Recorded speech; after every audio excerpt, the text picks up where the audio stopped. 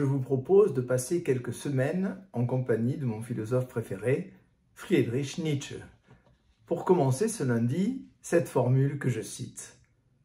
Voici la maladie moderne, un excès d'expérience.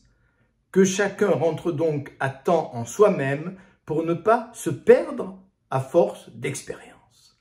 Le mot expérience, c'est le mot qui revient le plus souvent sous la plume de Nietzsche dans ces années 1878-1882, que certains commentateurs ont appelé l'Aufklärung de Nietzsche. Aufklärung est le mot allemand qui correspond au mot français philosophie des Lumières, et que j'ai préféré pour ma part qualifier de positivisme nietzschéen. Mais contrairement à une légende encore très répandue, Nietzsche ne s'est pas mis du jour au lendemain à brûler ce qu'il avait adoré la veille.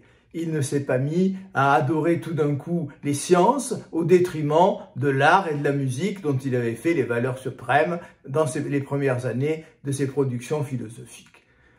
En fait, Nietzsche décrit quelque chose. Et pour me référer à l'excellent philosophe allemand Peter Sloterdijk, il ne faut pas confondre description et prescription.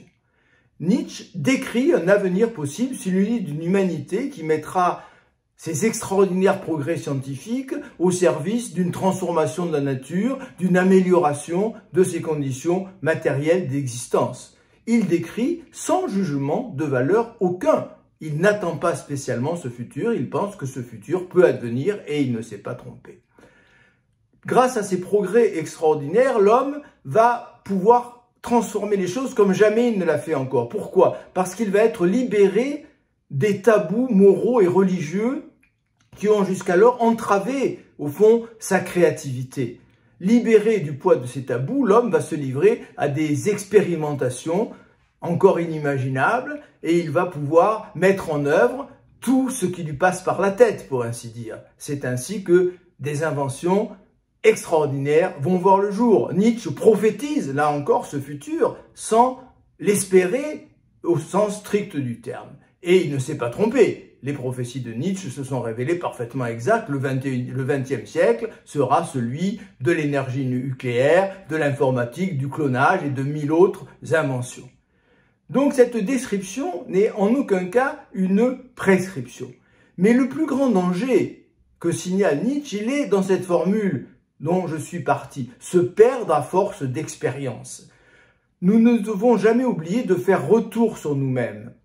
Nous ne devons jamais oublier, pris dans le feu de nos créativités, de revenir à nous, de méditer à la manière de ce que nous ont appris les grandes sagesses orientales.